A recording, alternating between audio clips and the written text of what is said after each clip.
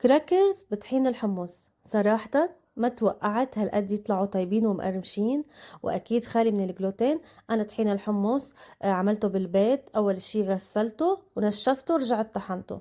وبتعرفوا انه طحين الحمص كتير مفيد لانه غني بالالياف والبروتين الحديد الزنك وكتير اشياء مفيدة وبيشبعنا بفترة اطول.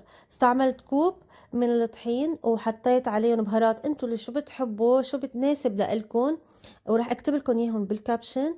ومعلقه كبيره من بذور الكتان، معلقتين كبار من زيت الزيتون، وربع كوب من المي الدافيه. زبط لهم اطرافهم لحتى بتشكلون انتم كيف ما بدكم، وعلى درجه حراره 200 لمده نص ساعه. كمان راقبوا فرنكم، كل وحده فرنه شكل.